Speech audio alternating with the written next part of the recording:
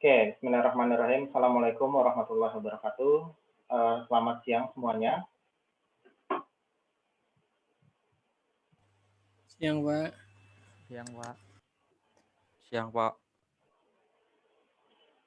Oke, pada hari ini kita akan mulai untuk implementasi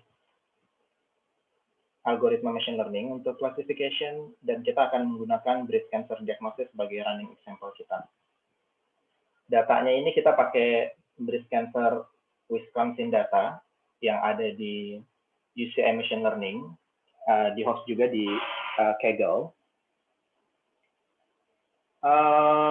Jadi pada setiap record dia ada hasil diagnosanya, entah itu benign, kanker jinak, ataupun malignan, kanker ganas.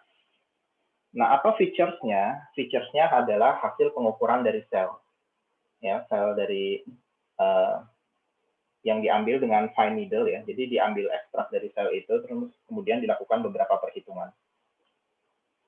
Oke, ada 4 tahapan ya, sama seperti pekan lalu, yaitu data extraction, data visualization, data preprocessing, dan model evaluation.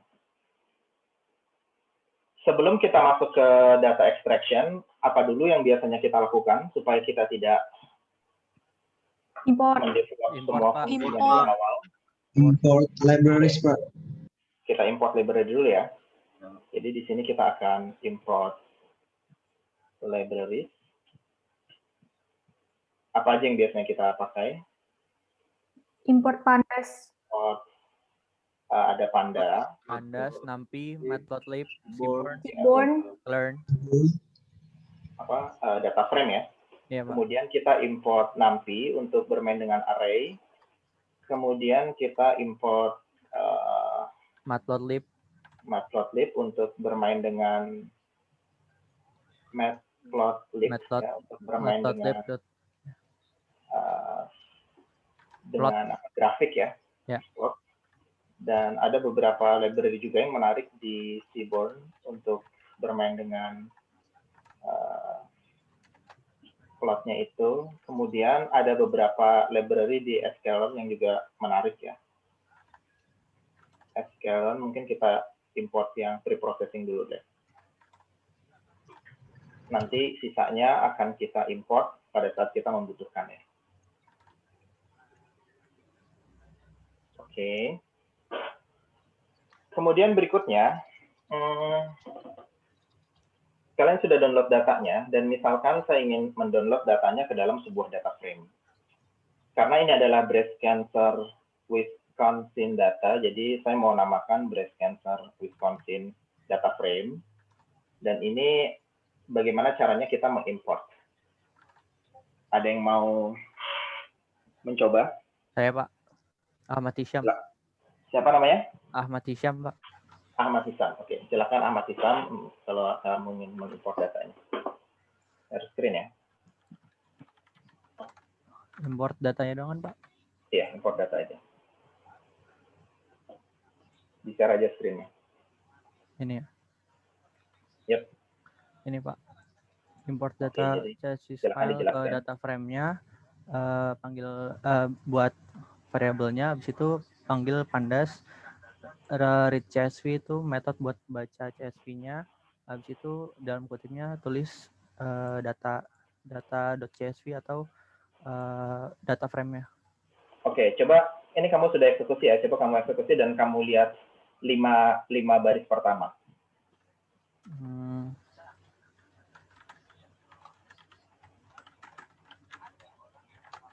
Ini, Pak. Ya. Oke, berhasil. Terima kasih. Ya, Pak. Tadi tutup lagi screen-nya.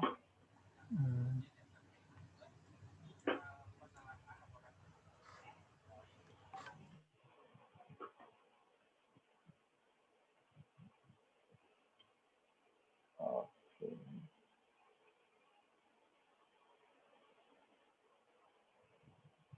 Mana? Yep. Jadi tadi kita fungsinya sudah dijelaskan oleh Ahmad Hisham ya. Iya, Pak. pd.read CSV. Kemudian kita di sini, kalau saya ini ada di folder kode saya ya, jadi saya harus keluar dulu dari kode, ya. Kemudian saya masuk ke datanya ada di folder data saya, jadi tergantung dari di mana kalian menempatkan data filenya, CSV-nya, dan ini saya namakan breast cancer Wisconsin bcw.csv. Jadi tergantung di mana kalian menempatkannya dan kalian menamakan filenya. Dan ini kalau kita mau lihat 5 data pertama. Oops, ini belum saya. Oh ini, sorry, ini harusnya PD. Oke. Good.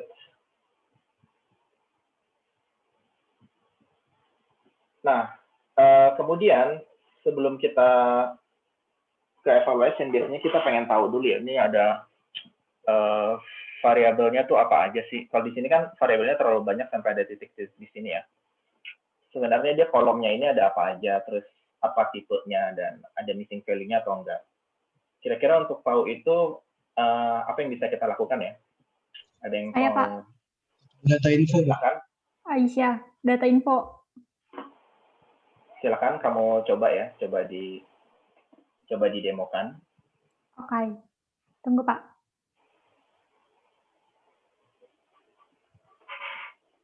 Sini dia.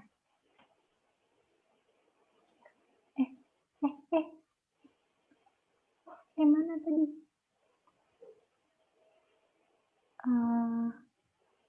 Ini. Oke.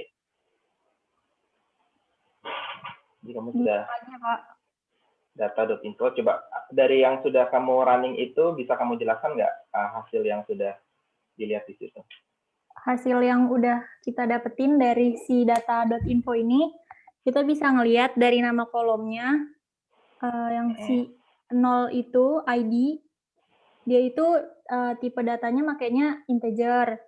Terus kalau yang si diagnosis itu, dia pakai tipe datanya objek atau string ya, Pak?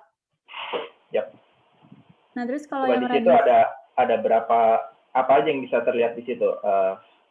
Ada nggak jumlah kolom, jumlah baris, atau mana yang ada missing value-nya gitu? Enggak apa ada. aja gitu? Enggak ada. Berapa jumlah kolomnya di situ?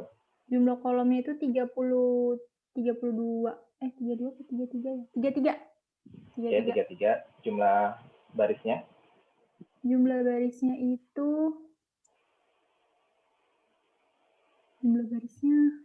bisa dilihat nggak di data.info itu? Ada keterangan jumlah baris nggak? Enggak ada. Itu yang paling atas itu. Oh, yang paling atas ini? Iya, itu kan entry-nya kan. 599. Ya. Oke. Good. Oke, terima kasih. Siapa tadi?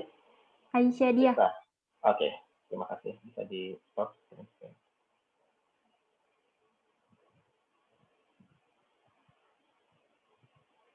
Oke, saya lanjut ya. Oke, jadi di sini kita bisa pakai data.info karena di sini saya namanya adalah ini nama data frame-nya. Jadi kita lihat tinggal info aja.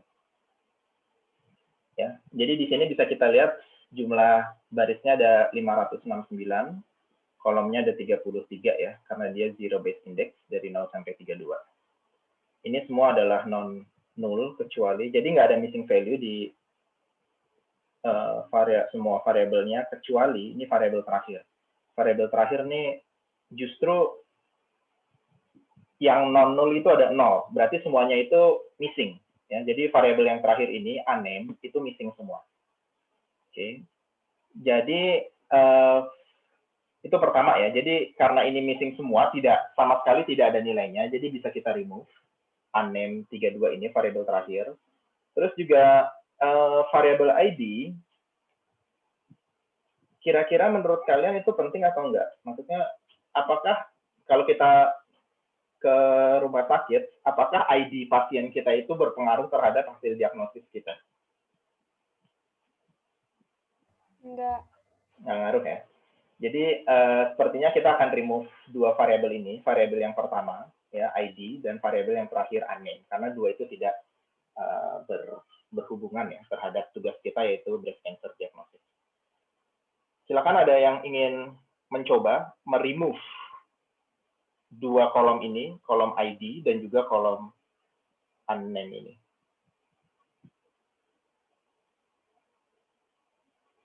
Ada yang mau mencoba meremove?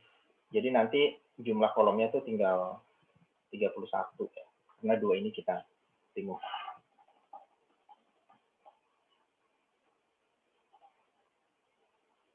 Ada yang ingin mencoba? Jadi meremove itu dua variabel itu.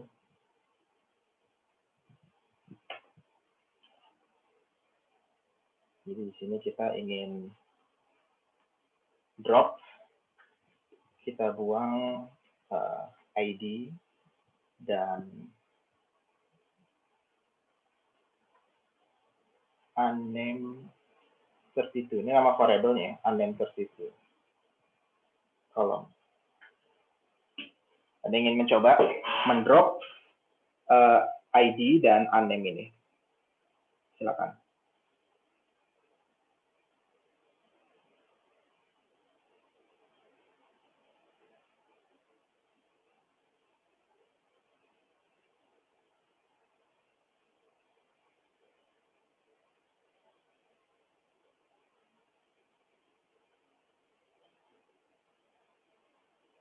Pekan lalu kita sempat ngedrop variabel juga kan ya? Sempat nggak ya? Kayaknya ada deh, ada yang pernah kita drop ya. Jadi kalian tahu pakai function apa gitu untuk ngedrop. Ya hintnya pakai drop ya. Dot drop.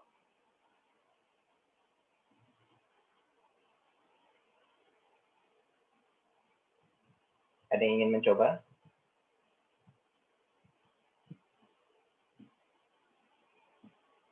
Tidak ada. Oke. Pakai drop ya. Jadi ini nama data frame-nya bcw_df. Ini kita drop saja. Pakai fungsi drop. Dropnya bisa satu-satu atau bisa langsung aja dalam satu baris. Oops. Jadi yang pertama itu adalah ID, yang kedua itu adalah unnamed 32. Dan karena kita mau drop kolom, jadi aksesnya itu satu. Coba kita lihat.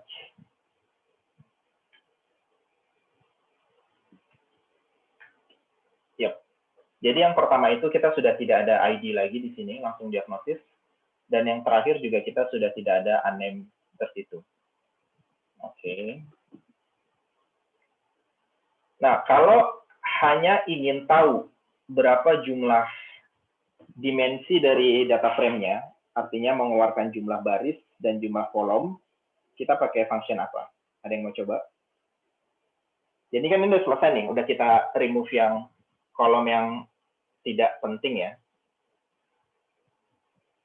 Berarti sekarang kita mau tahu nih, kalau misalkan saya hanya ingin tahu berapa jumlah baris dan berapa jumlah kolom pada data frame saat ini.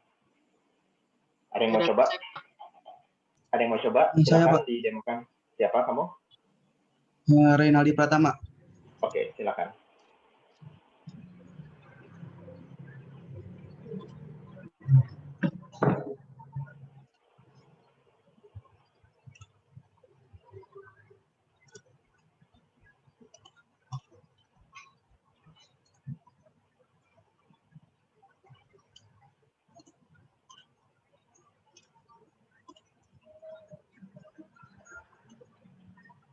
Ya ini Pak. Yep. Jadi 569 ini barisnya, yang 33 ini kolomnya. Pakai data.shape. Jadi pakai data.shape ya? Iya. Oke. Tapi kamu belum remove ya ini ya? Belum Pak, tadi belum lihat yang punya Bapak tadi. Belum sempat. Oke. Ya benar. Tapi apa yang kamu lakukan benar ya, pakai data.shape kalau hanya ingin tahu berapa jumlah baris dan berapa jumlah kolom. Ya, jadi kamu harus remove dulu tadi ya, drop ya. Jadi karena kita pengen tahu posisi setelah di remove. Oke, good. Terima kasih Renaldi. Ya, bisa di stop.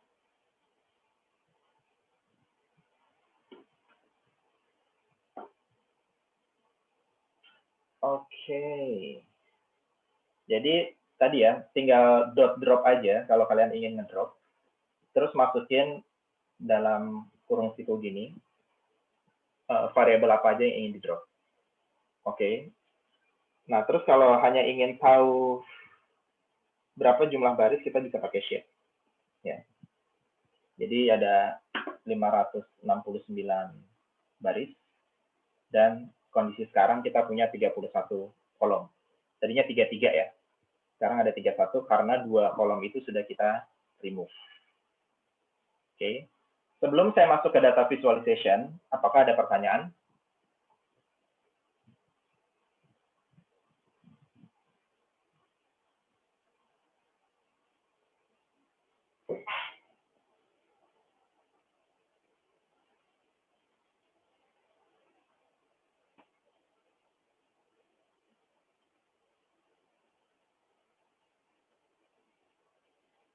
Tidak ada.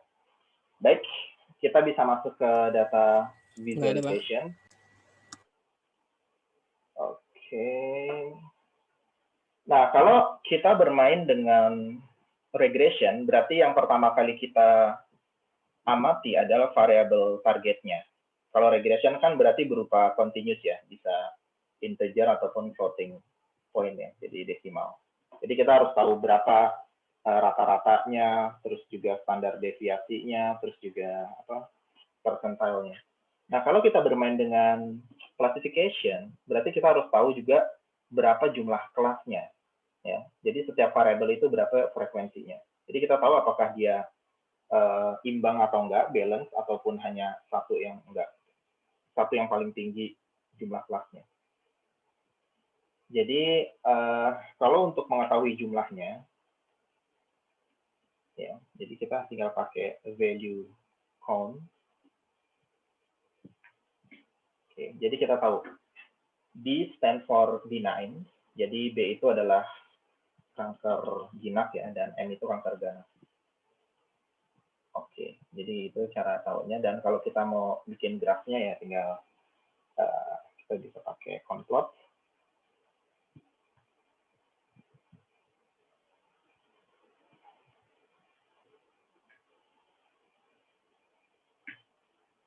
Diagnosis. Dan kita pilih warnanya. Ini saya pakai yang red dan blue. Oops.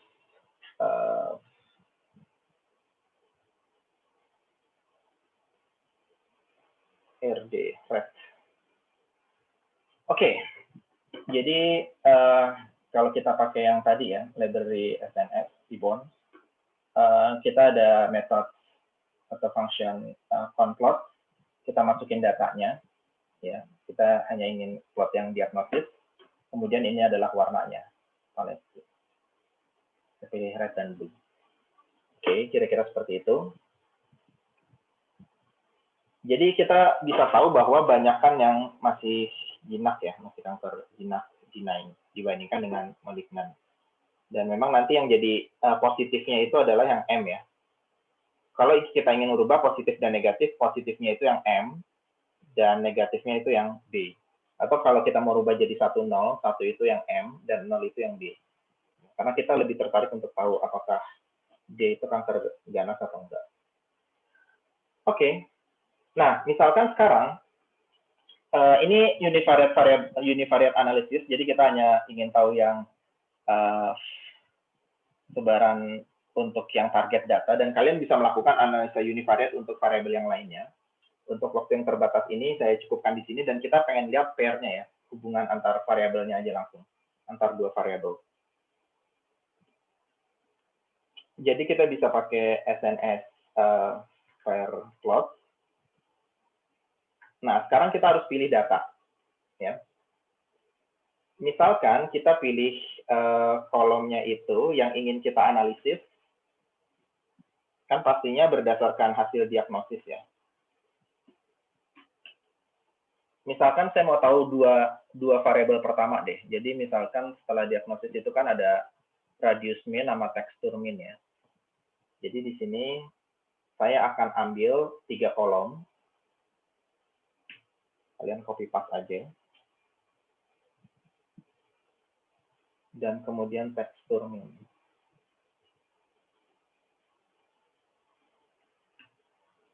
Ya, jadi saya ingin mengambil kolom diagnosis, radius min, dan tekstur min. Saya ingin membuat pair plotnya. Jadi datanya itu adalah nama data frame-nya. Dan ini adalah kolom yang kita pilih. Dan ingin kita warnai sesuai dengan diagnosisnya. Oke. Warnanya mau saya set sama aja di sini.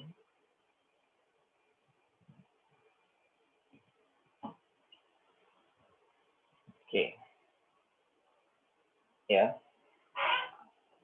Jadi saya mengambil 3 buah kolom diagnosis, radius min, dan tekstur min. Tiga kolom pertama. Dan saya menggunakan pair plot untuk hubungan antar dua variabel. Dan data yang saya pilih adalah data yang 3 kolom pertama. Saya warnai berdasarkan diagnosis, dan warnanya adalah red and blue. Sekarang kita lihat ya. Jadi yang merah ini adalah malignan, kanker ganas, ya, yang biru ini adalah yang biru adalah benign atau kanker jinak. Nah, misalkan kita fokus ke radius min ya, radius min. Jadi bisa lihat di sini yang radiusnya mungkin sekitar ya 12 gitu ya. 12 itu rata-rata kankernya masih jinak. Tapi kalau radiusnya sudah sekitar 20-an, itu biasanya udah ganas ya. Demikian juga gitu tekstur. Cuma kan nggak ada irisannya ya. Kalau di sini gimana? Jadi sebagian-sebagian. Nah, ini juga bisa dilihat ya. Ini adalah radius min, X-nya, dan Y-nya adalah tekstur min. Dan setiap data di sini adalah pasien, data pasien. Jadi misalkan yang merah ini, jadi mungkin radius min-nya adalah 19. Ya. Teksturnya itu mungkin sekitar 11. Jadi dia ini di sini adalah malignan. Itu datanya. Jadi kan kita harus cari decision boundary-nya ya di sini ya. Bagaimana memisahkan antara benign dan malignant. Tapi dari data ini juga cukup terlihat ya, dia terpisah. Tapi mungkin challenge-nya yang antara tipis di sini ya. Demikian juga di sini kita lihat dari perspektif yang berbeda. Jadi kalau di sini tekstur dan ini adalah radius. Jadi ada di sinilah decision boundary yang harus kita buat ya. Sistemnya itu harus belajar untuk bisa membedakan antara benign dan malignant di sini. Oke, ini saya membandingkan antara 3 variabel ya. 2 variabel spare, yaitu tekstur dan radius, dan 1 variabel untuk mewarnainya. Misalkan, saya ingin menambahkan pair-nya. Jadi, saya tidak hanya mencari hubungan antar 2 variabel di sini, tapi tambah 3 variabel lagi. Misalkan, saya mau lihat antara, jadi tidak hanya diagnosis 3 ini, tapi ditambah dengan perimeter dengan area. Nah, misalkan saya mau nambahin juga gitu, jadi 5 pertama. Ada yang mau coba? Bagaimana kira-kira caranya? Saya, Pak. Oke, silakan. Nama kamu siapa? Gilang, Pak. Gilang, silakan.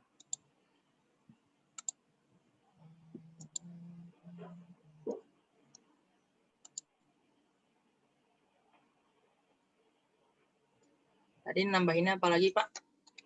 Ya, dua kolom berikutnya. Kan tadi kita, ya itu, perimeter dan area.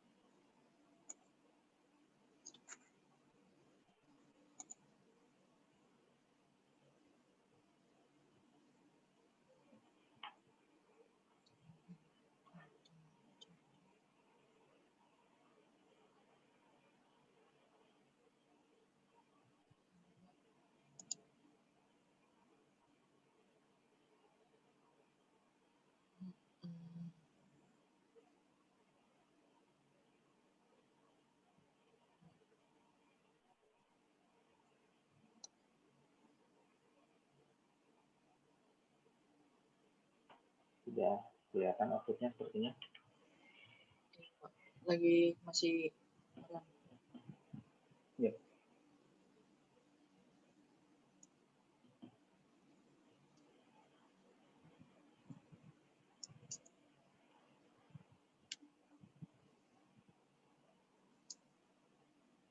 berapa?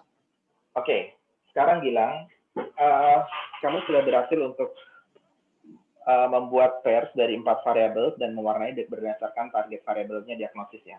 Nah, berdasarkan ini, kira-kira apa yang bisa kamu amati dari sini? Dari sini bisa dibilang yang di radius min itu dia yang paling tinggi itu yang bagian diagnosis yang B. Nah, sedangkan di tekstur min-nya itu, yang paling tinggi itu dia yang di diagnosis M. Kemudian yang perimeter min itu yang melonjak di bagian diagnosis B. Terus yang area min yang melonjak juga di bagian diagnosis yang B, yang di bagian akhir, sedangkan perimeter yang di bagian keempat, dan tekstur min itu yang di bagian kedua, sedangkan radius min yang di bagian pertama. Kalau hubungan antar variabel, kamu ada yang bisa sedikit kamu ceritakan nggak?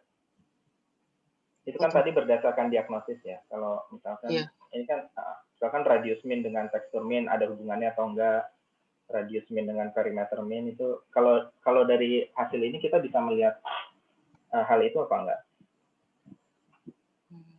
Kalau itu saya kurang tahu, Pak. Oke, good. Terima kasih Gilang ya. Coba. Sekarang kita coba amati bareng-bareng ya.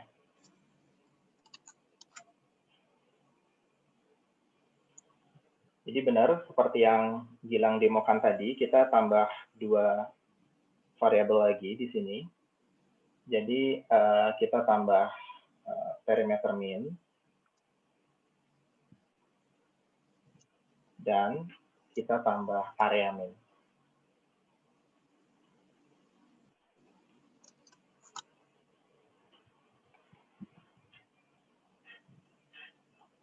Oke.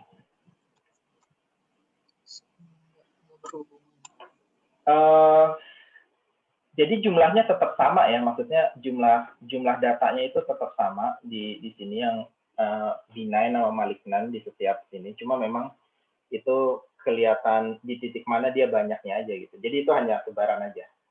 Nah terus kalau kita lihat di sini ya, sama seperti tadi bahwa kita harus membuat decision boundary di sini. Kira-kira di mana kita bisa membuat pembeda yang bagus untuk membedakan antara benign dan malignan. Itu kan tujuan utama kita. Nah, dari hasil ini kita juga sudah melihat bahwa sebenarnya ada beberapa variabel yang memiliki hubungan yang sangat erat. Jadi misalkan di sini perimeter dengan radius. Ya, jadi jadi dia berbanding lurus gitu. Kalau perimeternya naik, kalau radiusnya naik, maka perimeternya juga naik. Ini naiknya linear. Terus kalau radiusnya tinggi, areanya juga tinggi. Kalau ini kan tidak selamanya demikian kan. Kalau misalkan radius dengan tekstur, kadang radiusnya, jadi nggak ada hubungannya gitu, nggak ada hubungan linearnya. Radiusnya tinggi, bisa aja teksturnya rendah gitu kan. Atau radiusnya rendah, bisa aja teksturnya tinggi. Jadi tidak ada hubungannya kalau radius dengan tekstur. Tapi kalau radius dengan perimeter, radius dengan area, itu sepertinya ada hubungan.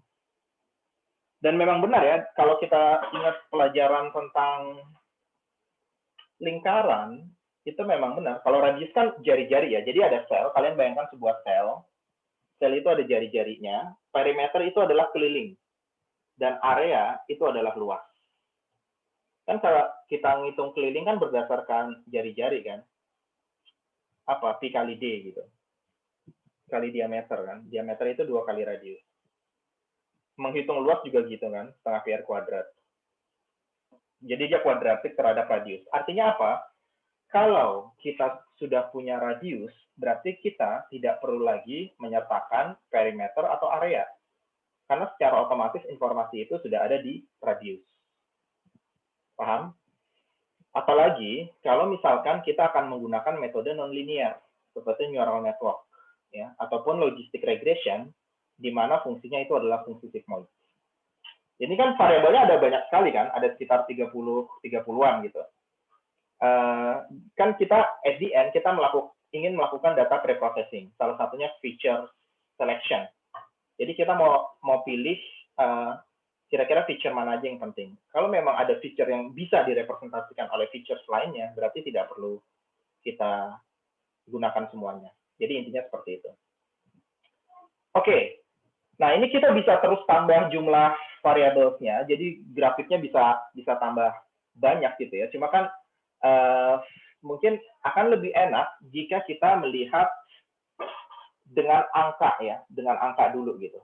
Karena kalau grafiknya misalkan ada 30, berarti kan grafiknya 30 kali 30, terlalu besar.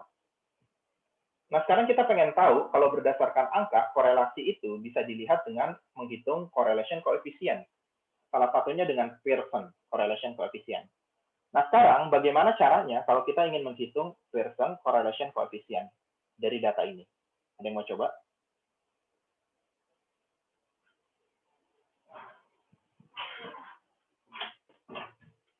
Jadi intinya kita pengen tahu variabel mana aja yang saling berhubungan. Kalau dia berhubungan erat, sangat erat gitu ya, mendekati 1, berarti features itu bisa direpresentasikan oleh features lainnya. Jadi tidak perlu kita menyertakan keduanya gitu misalkan. Silakan ada yang ingin mencoba menghitung Pearson correlation coefficient pada data breast cancer ini. Sehingga kita tahu korelasi antar variabel.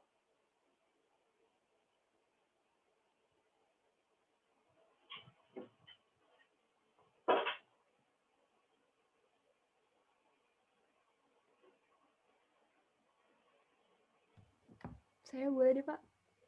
Oke. Siapa nama kamu? Cutai Syuyunan. Oke, silakan.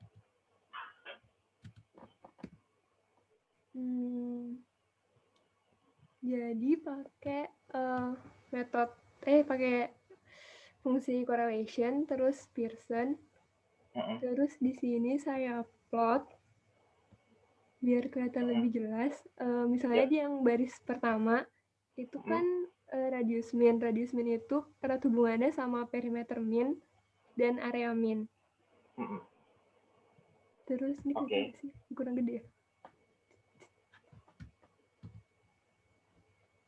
Terus habis itu ada juga yang ketiga, 1, 2, 3. Perimeter mean itu erat hubungannya sama radius mean, area mean ya sama. Pokoknya perimeter, radius sama area itu korelasinya tinggi. Terus yang korelasinya tinggi lagi itu compactness mean, convexity, concave point mean.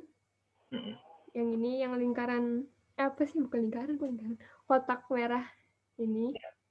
Korelasinya sama-sama tinggi. Terus ada lagi ya. Yang di sini juga tapi susah deh.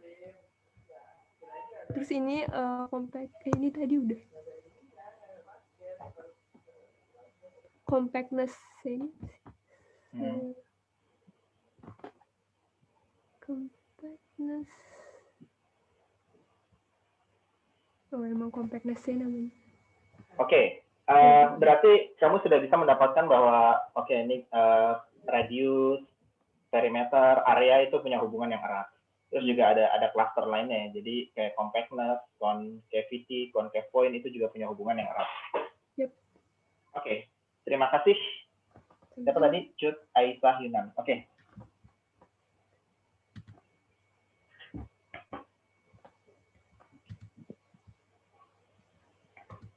Jadi pertama kita bisa bikin compute aja dulu ya correlation-nya.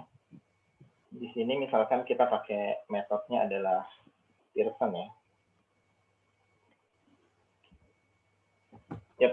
Jadi ini adalah Pearson correlation coefficient ya, dan kita tertarik untuk bisa melihat dengan jelas ya. Jadi kan bisa kita copy paste aja nih.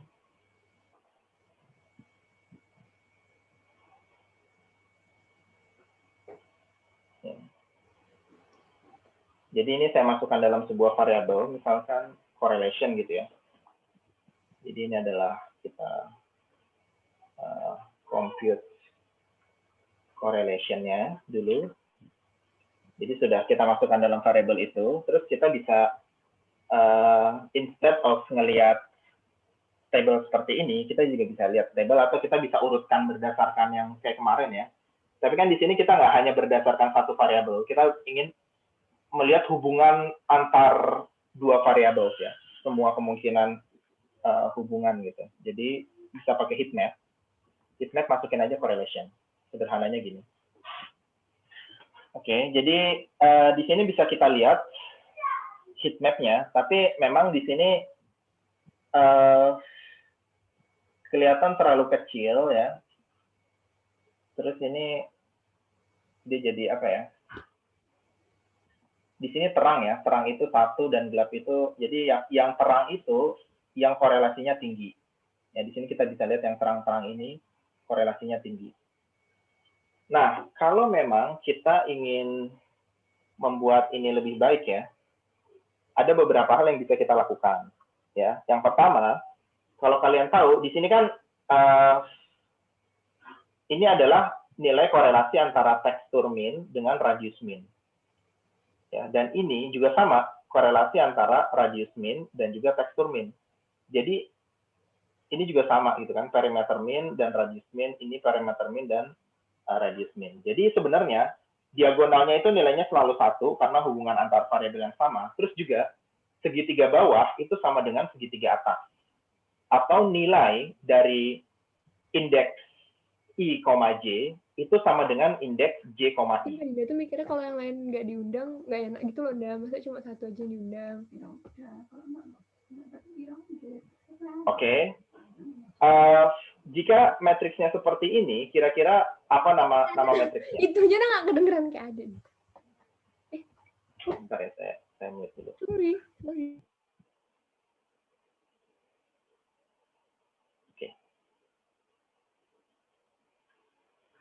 Nah, kira-kira apa nama matriksnya ini?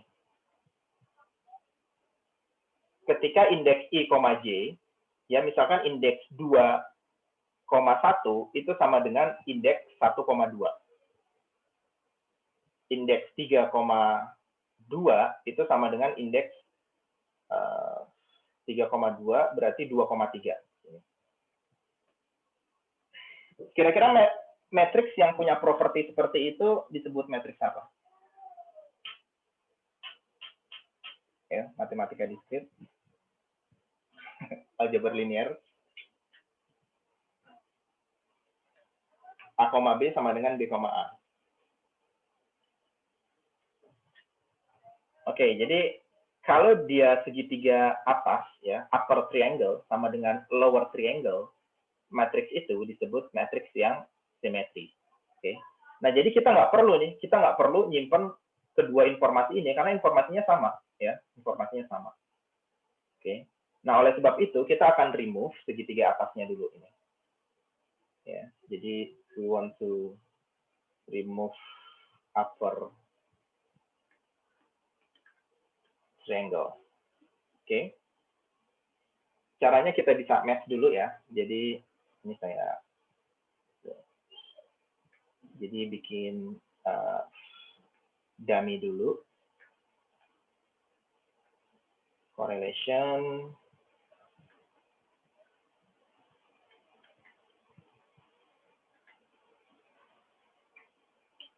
Ini maksudnya apa? Kita bikin dummy yang sebanyak matriks ini dan semuanya itu isinya false, kan defaultnya false. Kemudian kita akan isi segitiga atasnya dengan true, ya. Jadi upper triangle indeksnya itu kita set true.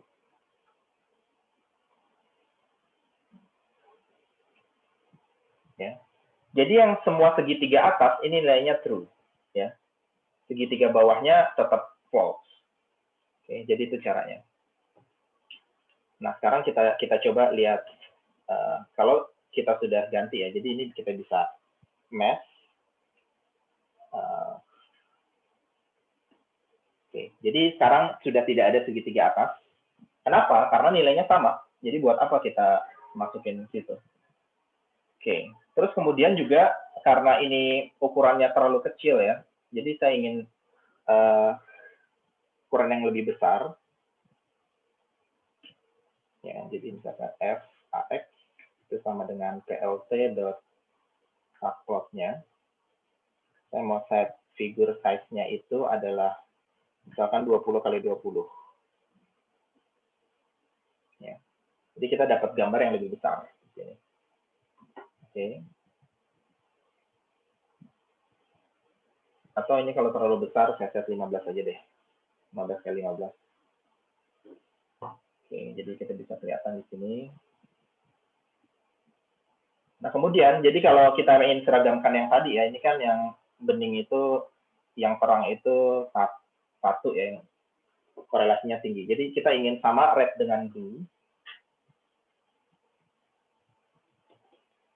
Kita bisa set color map-nya. Jadi misalkan color map-nya itu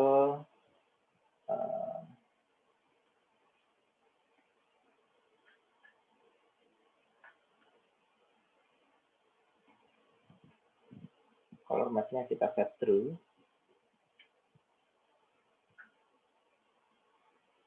Ya, jadi di sini kita ada color map. Ya, jadi yang merah sekarang itu ada yang tinggi ya. Terus yang gelap ini yang mendekati biru itu yang rendah correlation-nya. Terus apalagi yang bisa kita improve? Nah, kalau correlation itu kan dari -1 sampai 1. Jadi saya di sini mau saya set variabel minimumnya itu adalah -1, variabel maksimumnya adalah +1, dan kita mau tempatkan dia di center. Centernya 0. Ya, jadi sekarang ini antara -1 sampai 1. Dan ini kelihatannya terlalu besar ya. Terus juga ini kayaknya lebih baik kalau ada pembatasnya. Jadi saya akan buat di sini line width sama dengan 0,5 atau 0,5 is enough. Color bar-nya kita kecilkan. Kalau kalian ingin setting yang lebih banyak, kalian bisa masuk aja lihat dokumentasinya dari heatmap ya. String 0.5. Oke. Jadi saya ulang lagi. Pertama kita compute. Oh ya, ada satu lagi nih. Kayaknya lebih enak memang kalau ada angkanya ya. Jadi kita akan buat anotasinya. Anotasinya akan kita set true.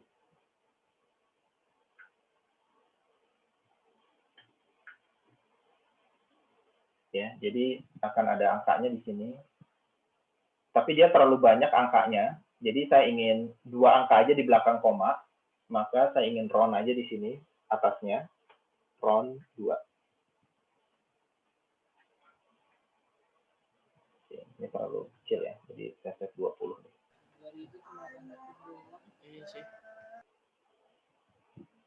Oke.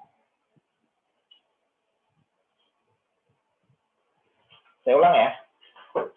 Jadi pertama, kita akan menghitung correlation coefficient-nya.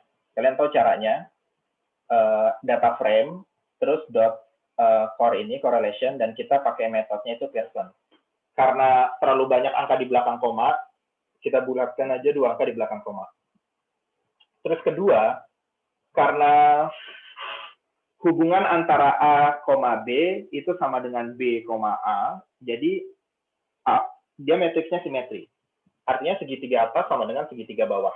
Maka kita buang aja yang segitiga atas. Karena nilainya sama. Untuk apa gitu ya. Nah, ini caranya dengan mesh tadi. Ya, jadi segitiga atasnya kita set true, segitiga bawahnya kita set false. Nah, kemudian ini size-nya kita besarkan 20,20 ya. Terus juga ini color map-nya dari merah itu yang 1 dan biru itu yang -1. Kemudian ini untuk heat map-nya. Oke. Jadi correlation kita isi mask. Kemudian ini ada color map-nya. Terus map-nya itu dari -1 sampai 1. Centernya itu 0.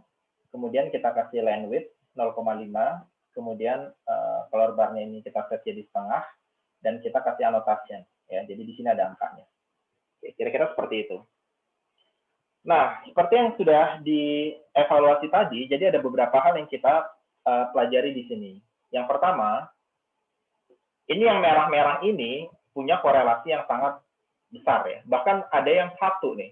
Radius min itu bahkan sama keliling ya. Keliling itu satu. Jadi sangat berhubungan ya karena memang konstan kan. Pi kali D gitu kan. Jadi keliling itu Pi kali D. Sedang itu sama dengan 2πd. Jadi hubungannya linear.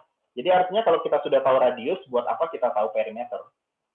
Ya, demikian juga area ya. Area itu berhubungan sangat erat.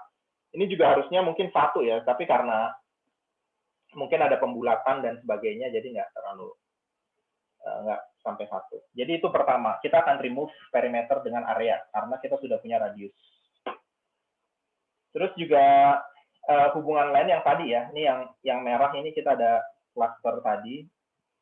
Jadi di sini ini kan merah-merah, ini yang merah tadi nih. Ya, di sini juga ada hubungan yang merah. Sini ya, hubungan yang merah. Jadi antara compactness, concavity, dan concave point itu juga ada hubungan yang sangat erat. Jadi kalau kita sudah megang compactness, kita akan remove concavity sama concave point. Jadi itu kedua. Terus juga ini yang semuanya worst ini itu akan kita buang ya. Kita buang karena ya hubungannya itu tidak terlalu penting karena ini sama ya, min, FI, dan worst. Jadi pertama itu yang worst itu akan kita buang semuanya. Yang belakangnya ada worst.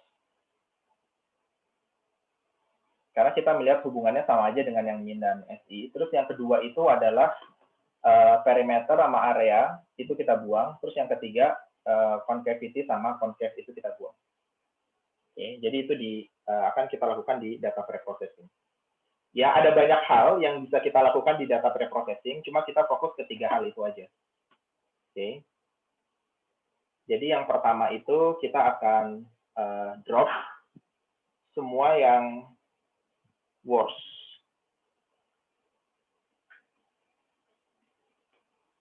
Column. Jadi totalnya ada 10 ya. 1, 2, 3, 4, 5, 6, 7, 8, 9, 10 ya. Jadi kan ada 31, satunya itu adalah radius. Berarti ini ada 3, S min, SI, sama worst. Terus yang kedua, kita akan drop yang tadi apa yang hubungan dengan radius itu adalah perimeter dengan area. Ya, jadi kita akan remove perimeter dan area ya.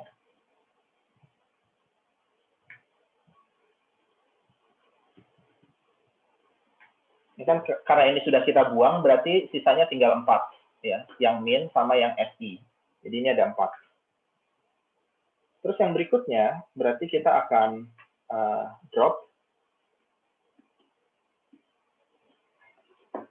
karena kalau kita sudah punya mana tadi ini ya compactness ya, berarti kita akan drop concavity dan setelah concavity itu concave point.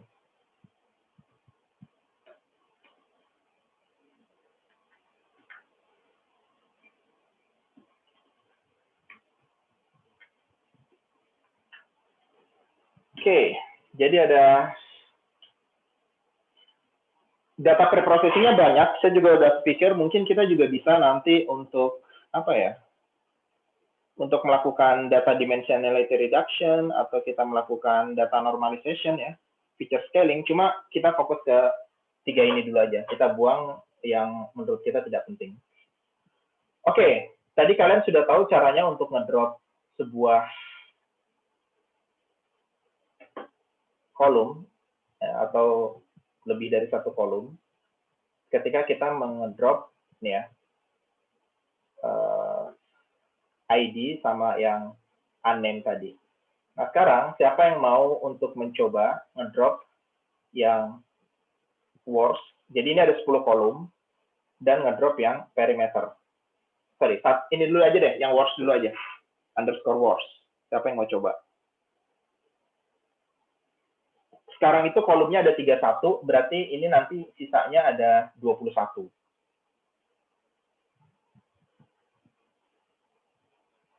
Ya, sekarang kan ada 31 kan. Sorry, 30. Oh enggak, ini 30 belum termasuk si radius. Si diagnosis. Oke, siapa yang mau coba untuk meremove ini? Jadi ada 10. Radius worst, vector worst, sampai fractal dimension underscore worst. Ada yang mau coba?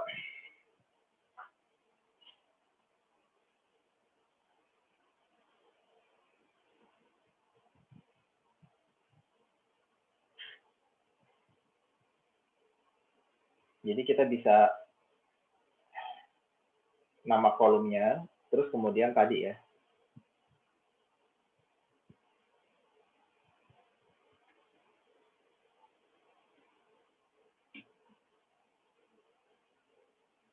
Atau ya terserah lah cara kalian seperti apa. Silakan, ada yang ingin mencoba?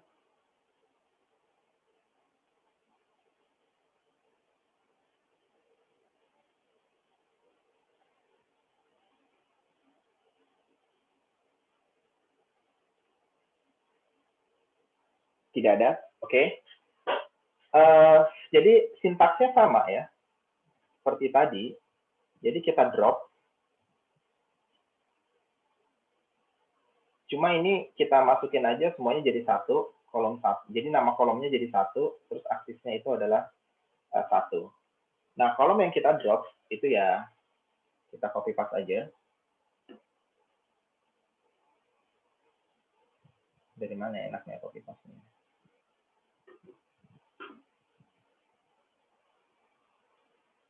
Ini enak kali ya. Oke. Jadi ada 10.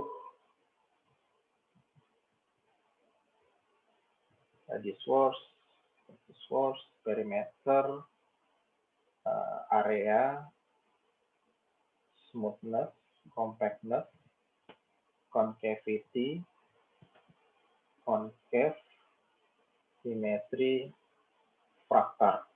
Jadi 1, 2, 3, 4, 5, 6, 7, 8, 9, 10. Oke. Ini sudah lengkap. Jadi ini yang pertama. Kedua.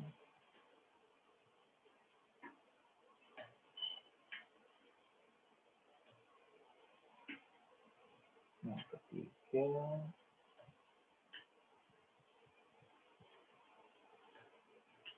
Yang keempat.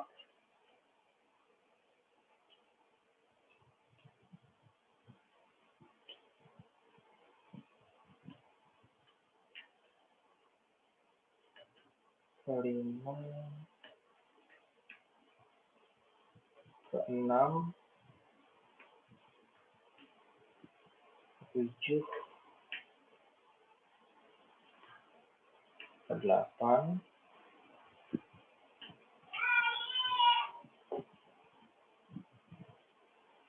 Sudah ada 8, 2 lagi.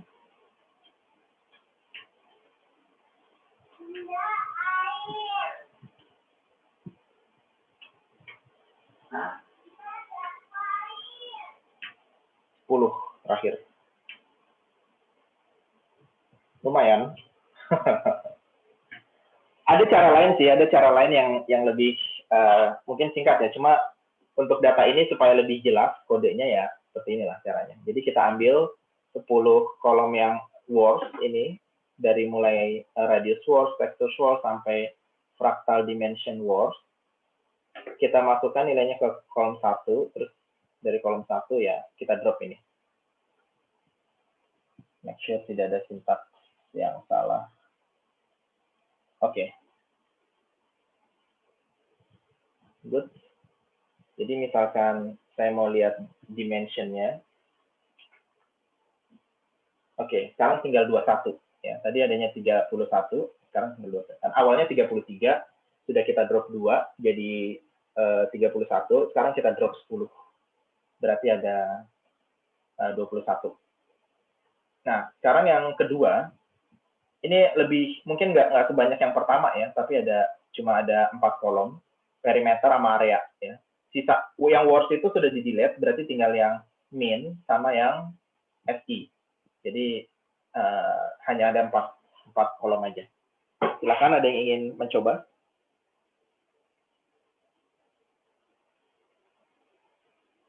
Identical, sama seperti yang di atas ya. Cuma kolomnya hanya 4, bukan 11. Atau bukan 10, sorry.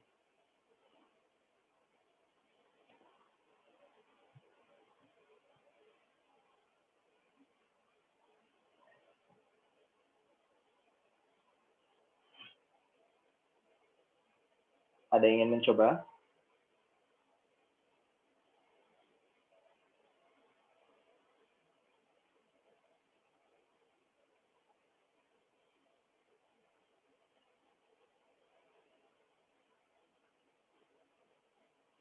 Tidak ada? Oke. Kalau tidak ada, berarti ini saya tinggal copy paste aja. Cuma ini mungkin saya ganti ya, kolom 2 biar safe. Dan namanya adalah perimeter ya. Perimeter dan area. Perimeter dan area. Oke. Cuma kita tidak bermain dengan yang words, tapi kita bermain dengan yang min, area, min, kemudian yang i. Oke. Kolom 2. Perimeter min, area min, perimeter FI, area FI. Oke, jadi kalau kita mau lihat shape-nya lagi, sekarang tinggal 17. Oke. Nah, sekarang kita drop yang terakhir, itu adalah concavity dan concave point. Ya, jadi ini saya akan, seperti tadi ya, kita copy paste.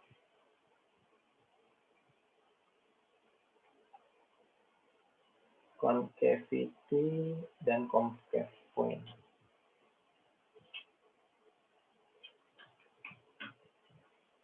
Concavity, concave point.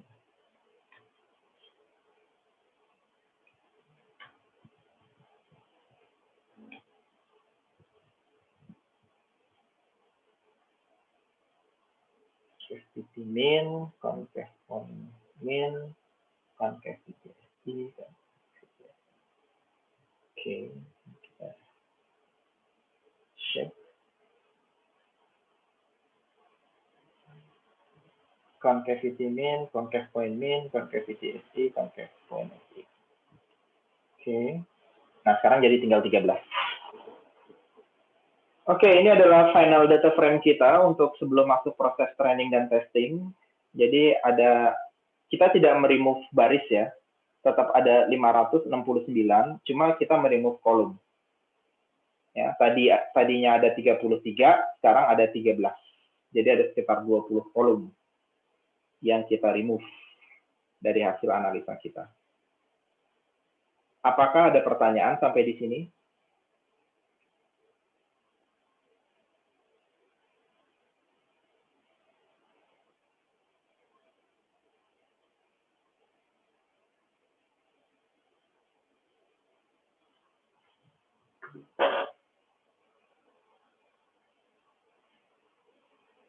Ada?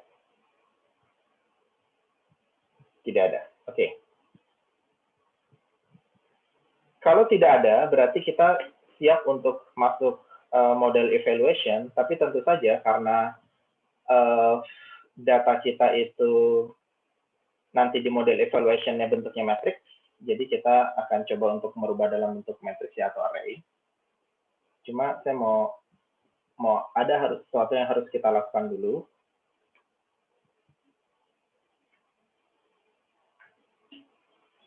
Ini ya, jadi diagnosis di sini itu masih char ya, M atau B. Ya, masih M atau B. Ya, M atau B. Padahal kan kalau kita ingin melakukan perhitungan itu kita rubah dulu dalam numerik 0 atau 1 ya. Jadi di sini saya akan mengganti diagnosis ini dengan 01. Jadi BCWDF yang diagnosis ya.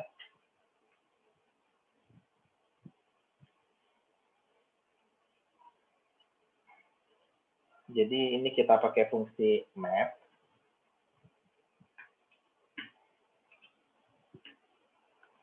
M itu kita ganti jadi 1, kemudian B itu kita ganti jadi 0.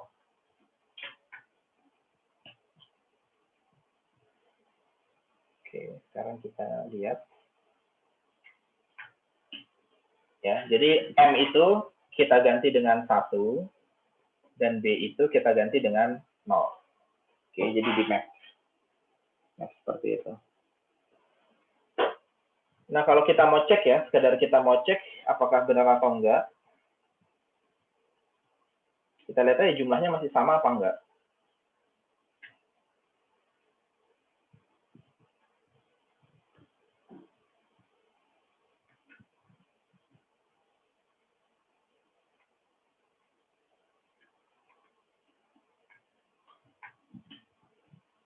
Ya, jadi ini kan tadi B ya.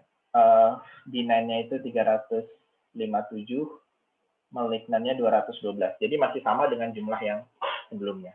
Cuma sekarang di map aja, yang M itu jadi 1, yang B itu jadi 0. Oke. Sekarang kita step terakhirnya, kita ubah. Jadi kita ubah jadi X dan Y, features dan target.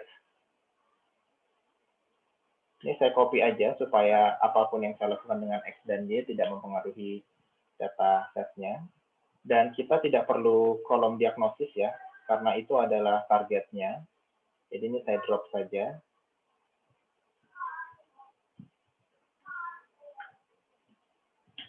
Kemudian X-nya ini diganti, kita hanya ambil value-nya aja.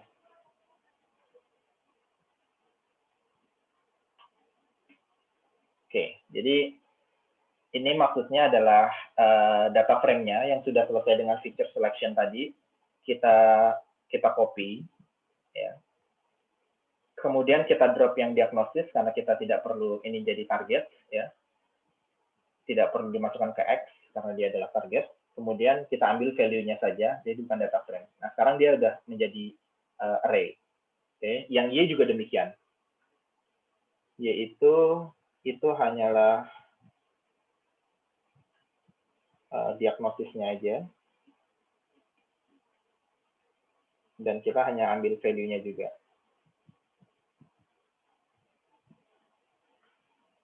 Ya, jadi 01 ini. Oke. Jadi kita sudah punya X, kita sudah punya Y, dan kita siap untuk melakukan model evaluation. Kita masih ada sekitar 17 menit. Ada pertanyaan? Sudah selesai semua? Bisa mengikuti? Atau butuh waktu untuk mengikuti ini? Sudah dapat X dengan Y-nya? Jadi yang sudah kita lakukan tadi, kita ngedrop 10 kolom, yang belakangnya itu ada words, karena itu sama aja dengan kolom-kolom sebelumnya. Terus kemudian kita drop yang perimeter dan area, karena kalau kita tahu ini, kalau kita tahu radius, kita tahu perimeter area, kita bisa lihat hubungannya sangat erat korelasinya, demikian juga dengan concavity dan concave point. Jadi setelah kita meremove dua variabel di awal, ID dan juga unnamed, ya, dua variabel di awal ditambah 10 variabel jadi 12, ditambah 4, 16, ditambah 4, 20. Jadi total kita sudah meremove 20 kolom. Tadinya ada 33, sekarang ada 13. Nah, dari 13 ini, satu adalah target, berarti features kita ada 12. Ya. Oke, jadi ini adalah X dan juga Y-nya. Pertanyaan?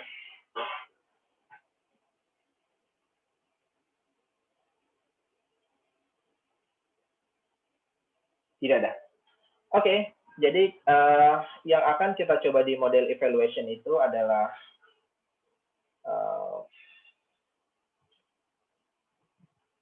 yang pertama itu logistic regression, dan yang kedua adalah neural network.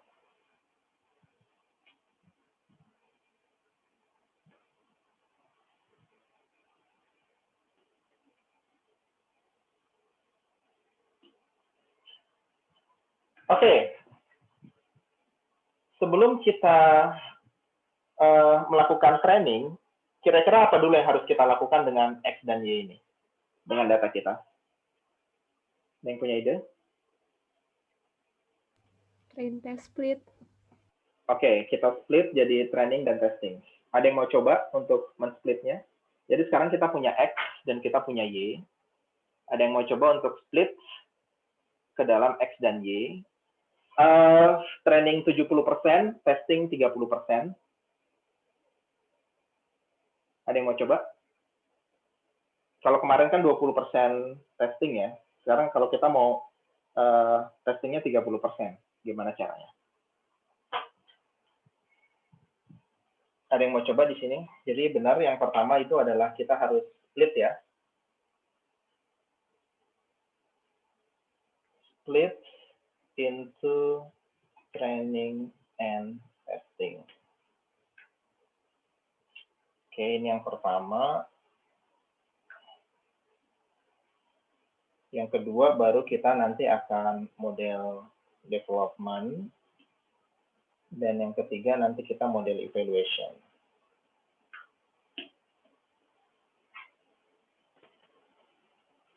Ada yang mau coba split ke dalam training dan testing?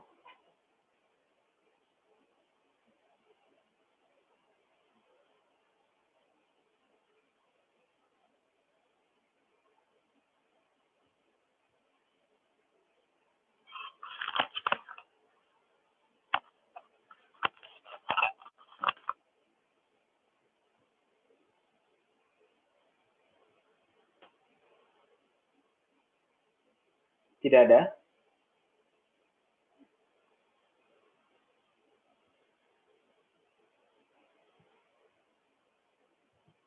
Split ke dalam training dan testing, di mana trainingnya 70% dan testingnya 30%.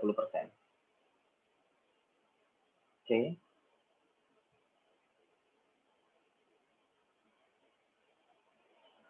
Atau ada trouble, ada masalah? Maksudnya tadi ada yang terlewat proses data preprocessing-nya?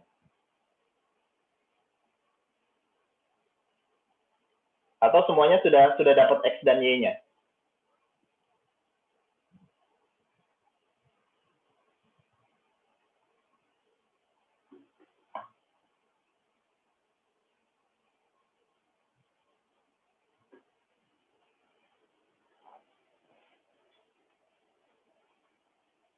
Sudah dapat X dan Y-nya? Atau ada stuck di data preprocessing-nya?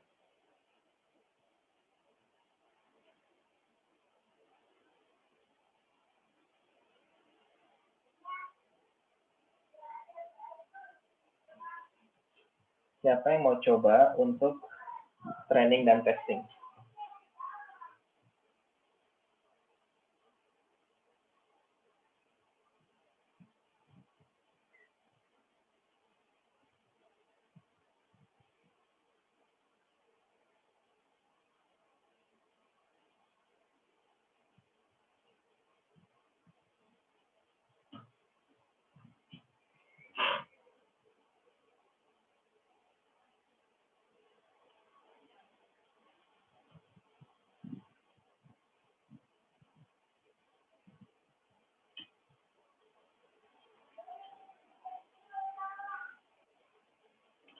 Oke, tidak ada. Berarti kita lanjut aja ya. Jadi ini sama seperti yang kita lakukan pada pekan kemarin.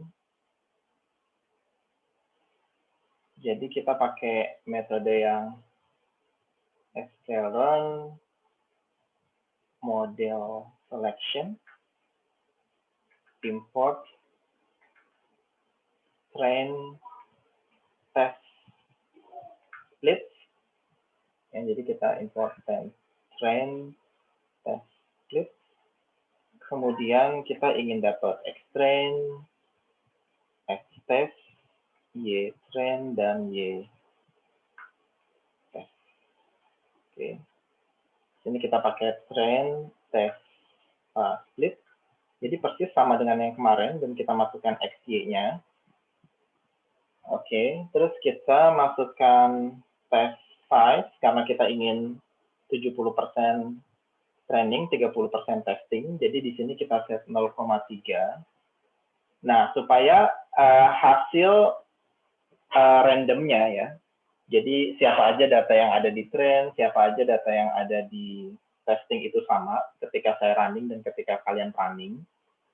Jadi kita masukin testnya ini 20. Ataupun berapapun. Dulu kan kita pakai 2020 ya. 20 aja misalkan. Ya, biar sama. Nah, ini udah done. Kita sudah masukkan ke training, testing, features-nya, kemudian juga labelnya, training dan testing. Oke. Nah, sekarang untuk model development-nya juga, kalau kemarin kita pakai linear regression, nah sekarang kita akan pakai logistic regression. Kita import dari linear model, logistic regression. Ini. Dan kita berikan nama modelnya, misalkan nama modelnya adalah logistic regression, log_reg, gitu ya. Terus ini kita ambil functionnya. Terus juga, misalkan ini adalah logistic regression, untuk trainingnya seperti apa?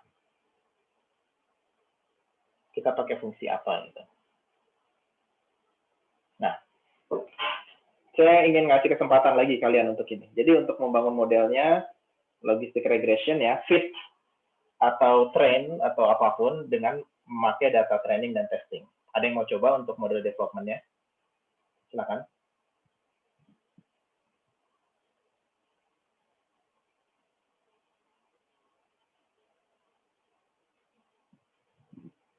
Come on, nggak jauh beda dengan yang pekan lalu.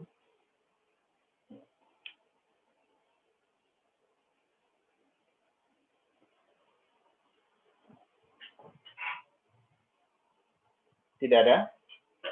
Oke. Jadi, ini kita masukin ya. Jadi, model kita ini logistic regression, kita pakai default-nya aja. Terus untuk trend-nya kita pakai fit, masukkan X-train dan juga Y-train-nya. Dan, ya, jadi kita sudah selesai pada proses training. Nah, terus kalau kita mau evaluasi modelnya,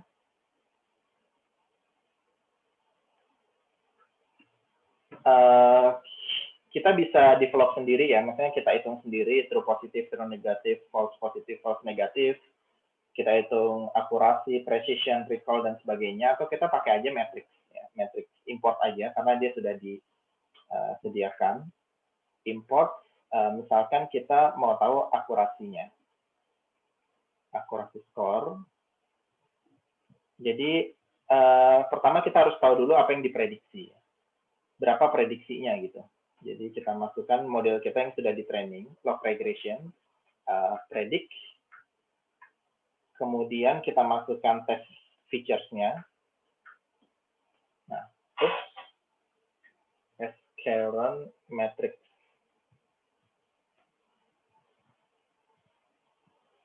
Skleron dot matrix. Oke, jadi ini adalah hasil prediksinya. Kalau kita iseng mau tahu ya, jadi misalkan ini adalah Y-test-nya, dan ini adalah Y prediksinya.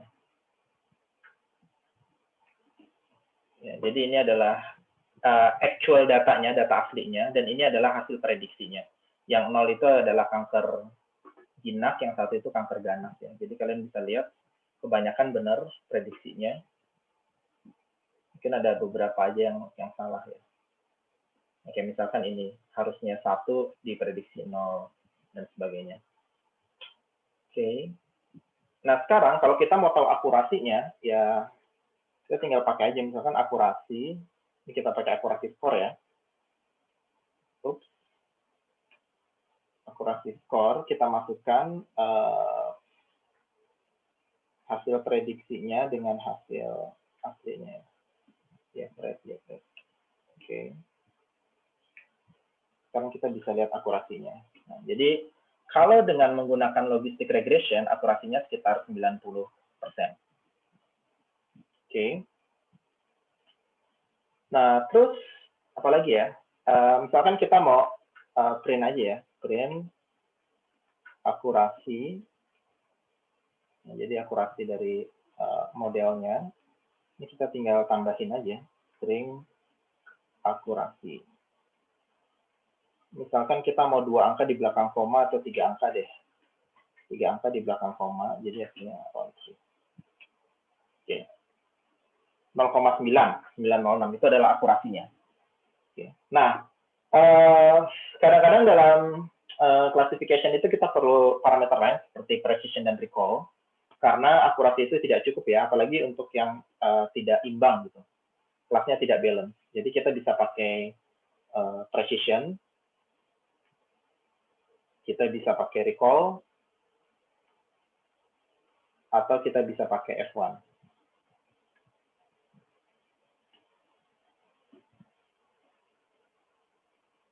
Oke, jadi di sini kita bisa hitung, saya copy paste aja. Ini juga saya copy paste. Ya, jadi precision, sini adalah misalkan precision, saya ganti di sini jadi precision, dan ini adalah precision.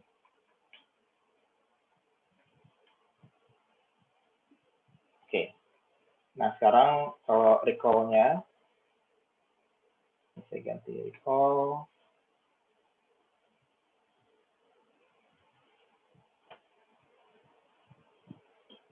Oke, terus kemudian yang terakhir F1. F1 score, ini saya ganti F1, saya ganti F1, ini adalah F1. Yep, jadi kira-kira seperti itu, kita sudah dapat hasil dari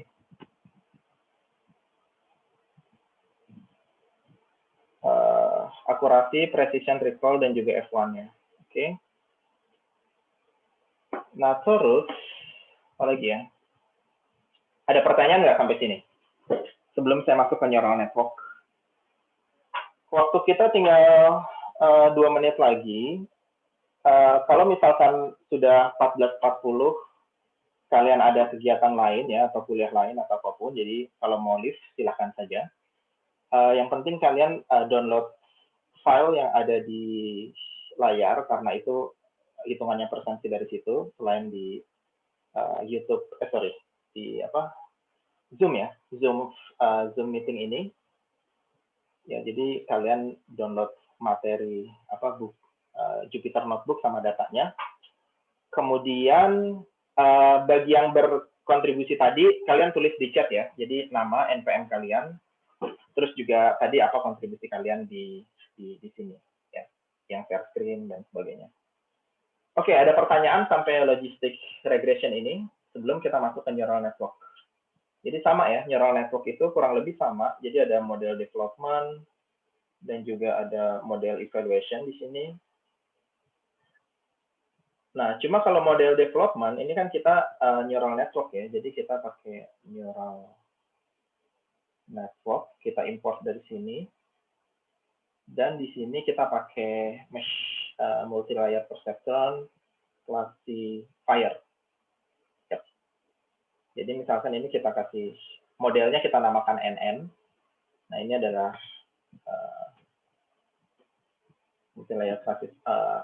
multi-layer perceptronnya untuk classifier.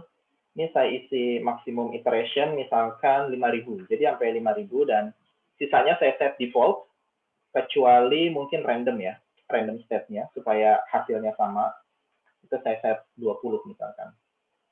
Fit-nya sama dengan trend dan X-trend dan Y-trend. Cuma di sini nanti prediksinya jangan lupa kita pakai neural network yang sudah kita train tadi. Yep. Dan ini adalah hasilnya. Oke, jadi bisa dilihat secara akurasi neural network itu lebih baik untuk problem ini ya, dan data ini ada 94%, 0,94 kurang lebih baik daripada logistic regression 0,906. Dan demikian juga dalam hitungan precision, recall, dan F1. Oke. Dan tentu saja ya, ini kita baru melakukan feature selection yang standar. Jadi manual ya, kita tahu kita set manual. Apa aja kira-kira features yang tidak berhubungan ya, tidak berhubungan satu sama lain, yang berhubungan kita buang. Terus kita juga masih pakai metode yang standar ya, logistic regression dan neural network yang kebanyakan pakai default gitu, default parameternya, jadi belum dituning. Jadi masih sangat mungkin akurasinya itu meningkat ya, tergantung dari nanti usaha kita untuk mengimprove akurasinya. Oke, sampai di sini ada pertanyaan. Jadi kurang lebih itu dengan logistic regression dan juga neural network. Silakan kalau ada pertanyaan.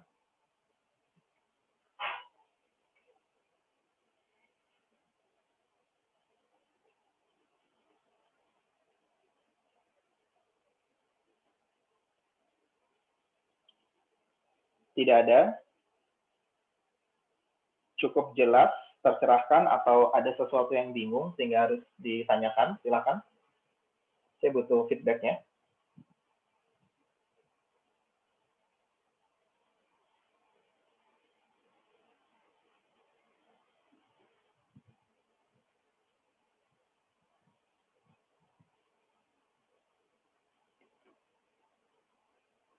Oke, kalau memang tidak ada pertanyaan, mudah-mudahan cukup jelas.